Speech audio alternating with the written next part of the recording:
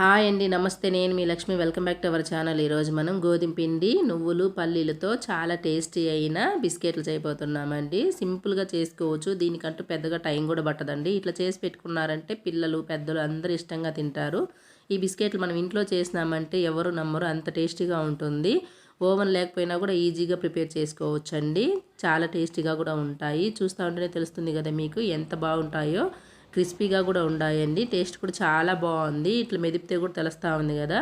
ఇప్పుడు ఇది ఎలా చేయాలనో తయారీ విధానం చూద్దాం రండి. ముందుగా స్టవ్ మీద ఒక పెనం పెట్టుకునేసి ఇందులోకి ఒక 2 కప్పులు నువ్వులండి.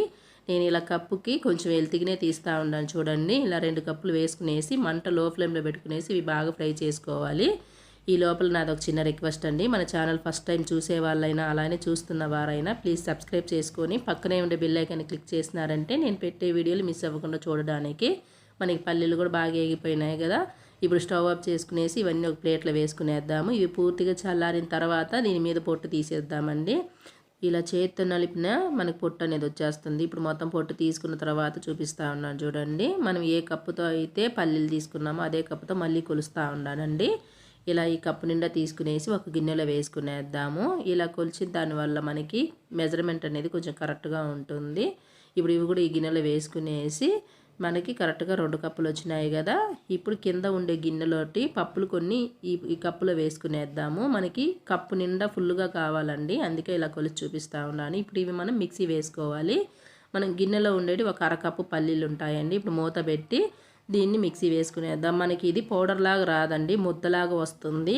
పల్లీలు అనేది కొంచెం నూనెగా ఉంటుంది కదా, ఇలా ముద్దలాగా వచ్చింది కదా. ఇప్పుడు దీన్ని మనం ఒక బౌల్లోకి వేసుకునేద్దాము. ఇలా మొత్తం బౌల్లోకి వేసుకున్న తర్వాత ఇలా ఈ బౌల్ని పక్కన పెట్టుకునేసి ఇప్పుడు మనం ఏ కప్పుతో అయితే పల్లీలు తీసుకున్నామో అదే కప్పుతో అరకప్పు చక్కెర తీసుకోవాలండి. అరకప్పు చక్కెర అయితే కరెక్ట్గా సరిపోతుంది స్వీట్ అనేది. ఇప్పుడు ఇది కూడా మిక్సీ జార్లో వేసుకునేసి ఒక 4-5 యాలక్కాయలు వేసుకునేద్దాము.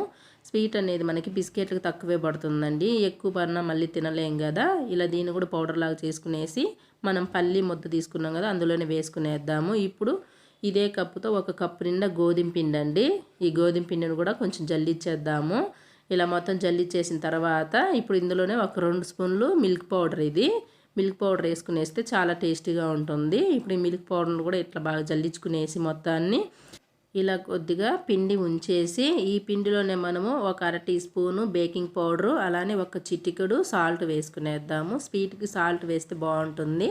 ఒకవేళ మీ దగ్గర బేకింగ్ పౌడర్ లేకపోతే ఇడ్లీ సోడా వేసుకోవచ్చు అండి. ఇప్పుడు మొత్తం ఇవి కూడా జల్లించుకున్న తర్వాత దీంట్లోకి సరిపడా అంత నెయ్యి తీసుకునేద్దాము. ఈ నెయ్యి వచ్చేసి ఒక 4 స్పూన్లు ఉందండి. మనం ఇది ఫ్రిడ్జ్లోంచి తీయకూడదు, రూమ్ టెంపరేచర్లో ఉండాలి, అంటే బయటే ఉండాలి. ఇప్పుడు దీన్ని పక్కన పెట్టుకునేసి ఈ పిండిని ఒకసారి ఇట్లా కలుపుకునేద్దాము. మనకి పల్లి పిండి అనేది ముద్దగా ఉంది కదా, పొడి పొడిలాడేలాగా ఈ పిండిలంతా ఇట్లా కలుపుకోవాలి. ఇలా కలుపుకున్న తర్వాత ఇప్పుడు ఇందులో మనం నెయ్యి వేసుకునేద్దాము. నేను స్పూన్కి ఫుల్లుగా తీస్తూ ఉన్నాను చూడండి నెయ్యి అనేది. ఇలా 2 స్పూన్లు వేసుకున్నాం కదా. ఇప్పుడు ఈ పిండిలో ఇదంతా ఒకసారి కలుపుకునేద్దాము. ఇలా మొత్తం కలుపుకున్న తర్వాత మిగతా నెయ్యిని కూడా వేసుకునేద్దామండి. ఇందులో మనం నీళ్ళు అనేది అసలు వేయకూడదు, మొత్తం నెయ్యితోనే కలపాలి. అప్పుడే మనకి ఇది బిస్కెట్లు అనేది బాగా వస్తుంది. నెయ్యి కూడా ఎక్కువగా పట్టదండి, కొంచెమే పడుతుంది, చూసుకొని వేసుకోండి. ఇప్పుడు మొత్తం ఈ నెయ్యిని కూడా వేసుకున్న తర్వాత పిండి అనేది ఇలా కలుపుతూ చపాతీ ముద్దలాగా రావాలండి. మనకి ఇది పిండి కలిపేప్పుడు కొంచెం గట్టిగా ఉంటుంది. గట్టిగా ఉందని మళ్ళీ మీరు నెయ్యి కానీ నీళ్ళు కానీ వేయకూడదు. వేసినారంటే జారుడుగా అయిపోతుంది. మనకి నెయ్యి కరిగే కొద్దీ తేమ అనేది వదులుతుందండి. అలానే పల్లీలలో కూడా తేమ ఉంటుంది కాబట్టి కరెక్ట్గా సరిపోతుంది. నెయ్యి సరిపోయింది, పిండి కూడా చపాతీ ముద్దలాగా వచ్చింది కదా. ఇప్పుడు దీన్ని పక్కన పెట్టుకునేసి మనం అరకప్పు పల్లీలు తీసి పక్కన పెట్టుకున్నాం కదా. ఇప్పుడు ఇందులో 1 స్పూను నువ్వులు వేసుకునేద్దాము. నువ్వులు అనేది పచ్చివే అండి, ఏంచలేదు. ఇలా నువ్వులు కూడా వేసుకున్న తర్వాత ఒకసారి కలుపుకునేసి ఈ ప్లేట్ పక్కన పెట్టుకునేయాలి. జలుబు చేసి వాయిస్ అనేది ఇలా డల్గా ఉందండి, ఏమనుకోవద్దు. ఇప్పుడు మనం కలిపి పెట్టిన పిండి ఉంది కదా, ఈ పిండిని ఒకసారి ఇట్లా అనుకునేసి ఇప్పుడు ఇందులోంచి కొంచెం కొంచెం పిండి తీసుకునేసి రౌండ్గా చేసుకునేద్దాము. పిండి అనేది మనము ఒక నిమ్మకాయ సైజ్ అంత తీసుకోవాలండి. ఇలా రౌండ్ ఉండల్లాగా చేసుకునేసి మొత్తం పిండినంతా ఇదేలాగా చేసుకోవాలి.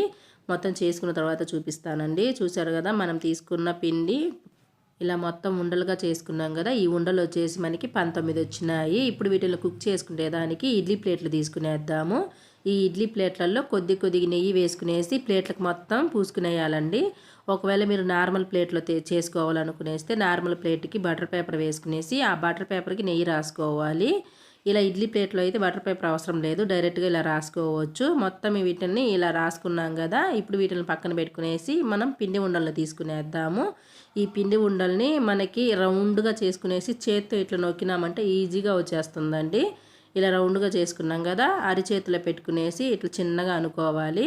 ఇట్లా చిన్నగా అనుకునేసి మనము పల్లీలు నువ్వులు కలిపి పెట్టినాం కదా, అందులో అద్దేయాలండి.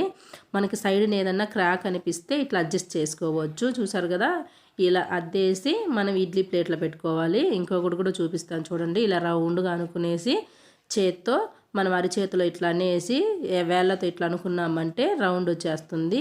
ఇలా ఈజీగా మొత్తం చేసుకోవాలండి. అన్నీ ఇలానే చేసుకునేసి ఇడ్లీ ప్లేట్లలో వేసుకున్న తర్వాత చూపిస్తానండి మొత్తం మనం చేసుకునేటివి.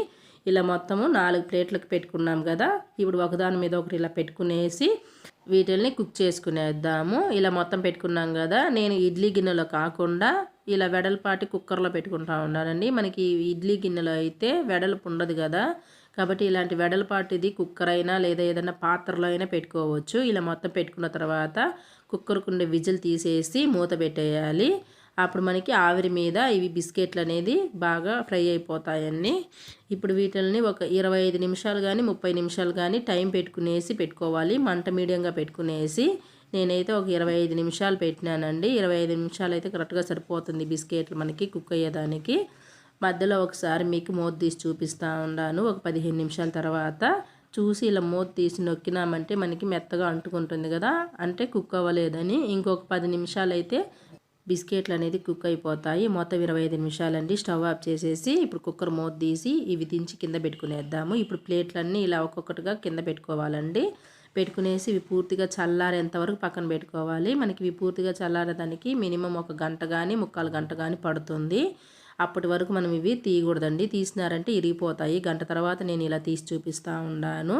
నేను పెట్టే వీడియోలు మిస్ అవ్వకుండా చూస్తూ నన్ను ఇంత బాగా ఆదరించి మంచి మంచి కామెంట్లు పెట్టిన మీ అందరికీ మనస్ఫూర్తిగా ధన్యవాదాలండి. చాలామంది మంచి కామెంట్లు పెట్టున్నారు నేను చేసిన వంటల గురించి.